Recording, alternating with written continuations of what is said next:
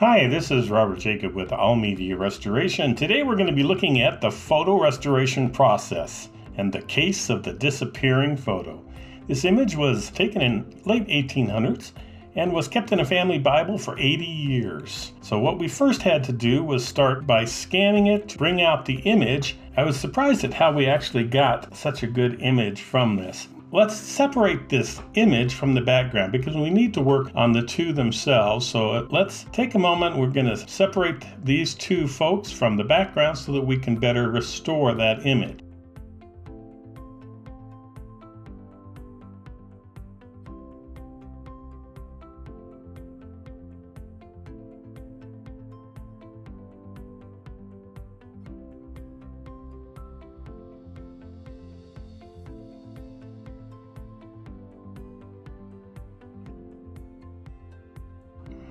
So now with the two separated from the background, we can actually begin working our magic.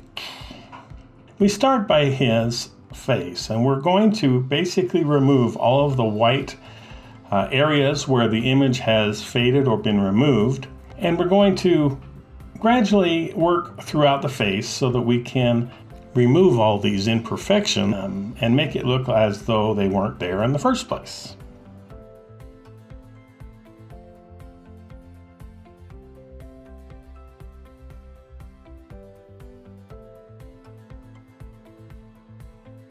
With most of the imperfections removed, now we want to sharpen the face using a proprietary process that we have developed at All Media Restoration.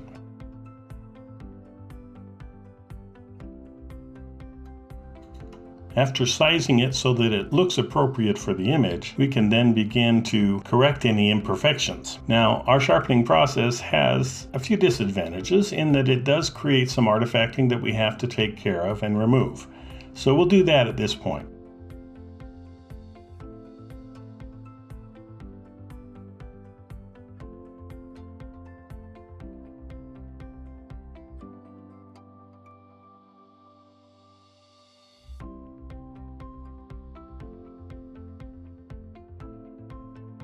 That's good for now. Now we'll do the same process for her in sharpening and correcting the artifacting.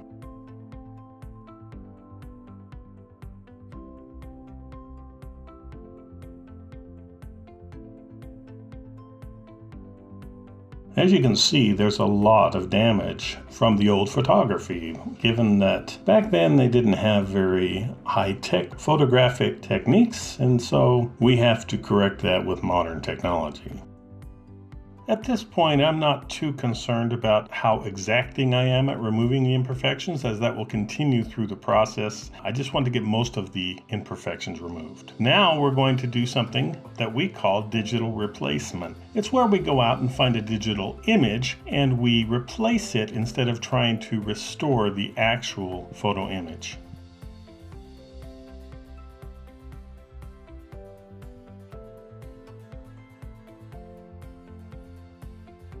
Unfortunately, with her dress, because of the nature of the pattern of the material, it's going to be almost impossible to find a digital version of that to replace. So we're going to have to actually restore the dress itself. And we do that again by removing the imperfections added by photography, darkening and changing the gamma settings, and basically attempting to restore it back to its original condition.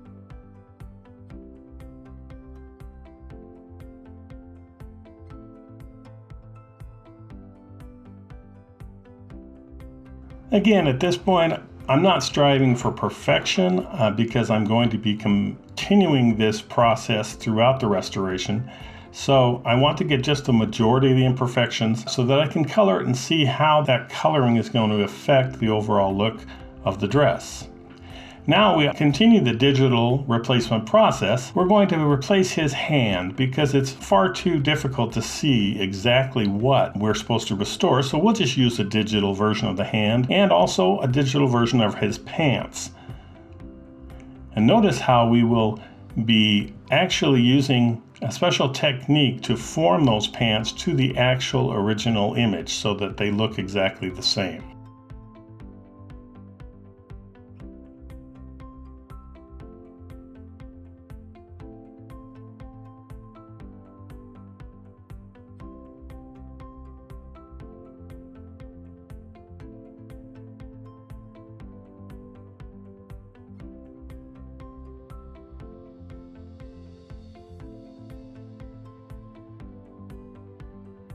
At this point, I want to begin coloring both of the images because I need to see how the coloring will affect the actual imperfections that are in the picture and what I still need to clean up after the coloring. I begin by adding the flesh tones, and I'm not really concerned about covering certain issues like the eyes or the mouth or the mustache at this point, as I'll be removing the coloring of those later.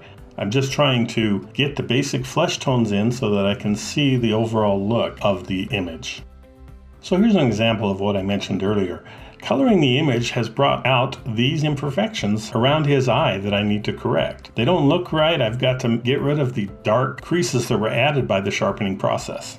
To increase the realism of the restoration, I'm going to use a special brush that I created. I call it the hair brush. It's one hair lash, and I use it to remove the skin coloring over the eyelash to give a very realistic hair-like look. You'll see me using this later as well when I work on the mustache. Again, we employ the digital image replacement technique for the eyes. I find that the eyes are the window to the soul, and this allows me to get a very realistic eye for the image.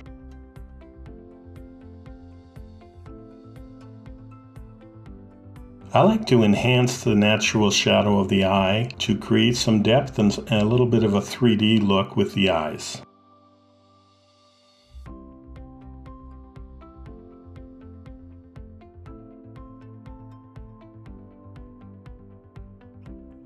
Now we'll continue this same process for the left eye, or right, depending on which way you're looking at it.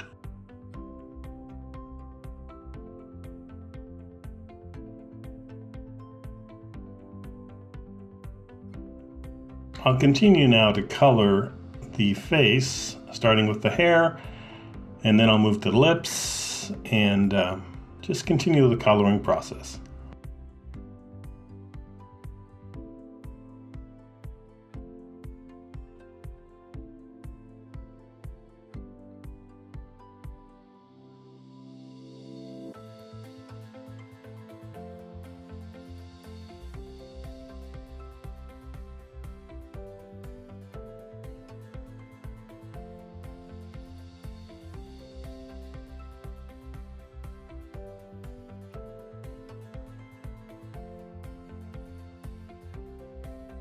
Here you'll notice I found a part of the forehead I didn't like, especially the top of the head, so I need to remove some of the artifacting that was added by the sharpening process here again.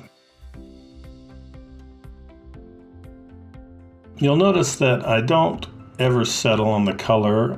I'm always changing it to see if I can find the best coloring for the image. It's just part of the process.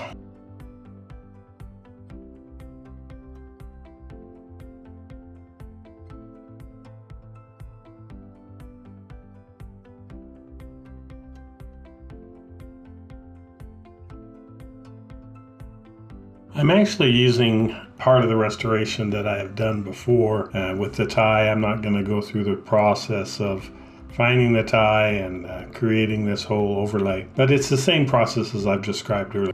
But I still have to do the same blending and matching with this section to the rest of the picture so that it looks like it's natural. Now let's turn to her, and we're going to start the same color process with her. Pretty much the same as I've described earlier with the first coloring process. And as before, it all begins with first her skin tones that we're going to paint in. We are posed with a little bit of a challenge here because of her glasses, and you'll see later how I deal with that.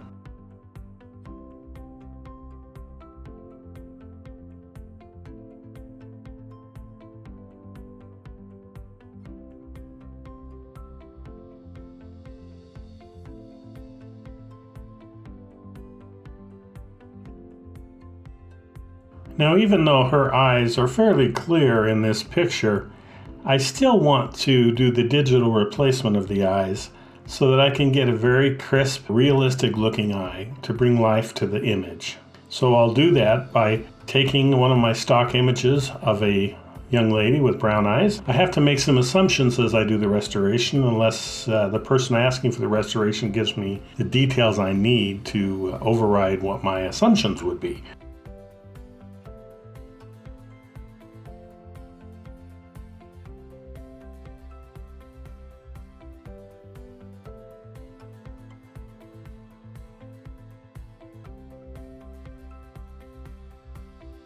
Again, I want to enhance the shading for that 3D effect of the eyes, so I'll do that to both eyes at the same time.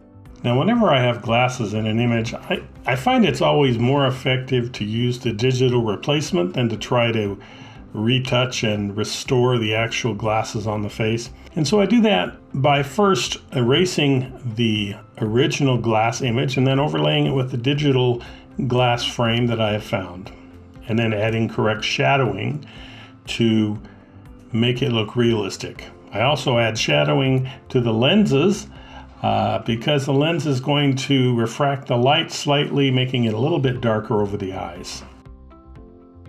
Okay, so now I'm going to start coloring the dress, and I've chosen a blue because it's my preference. There's no indication of what color it is, and I wasn't told what color the dress was, but I'll color in the dress, and you'll notice I also color the fringe as well.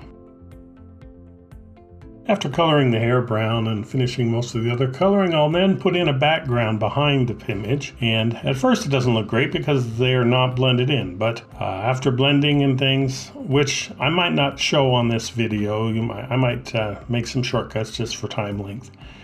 But after blending the image with the background, you can see what the finished restoration looks like. Now, as part of the finishing details of the image, you'll notice that I go over the complete image and I make sure that all of the edges are corrected. This is where I'm going to correct any problems that I found that I might have missed in the original restoration. I'll be blending in the outside images so that they blend in with the background and giving it a nice finished look. And there you have it.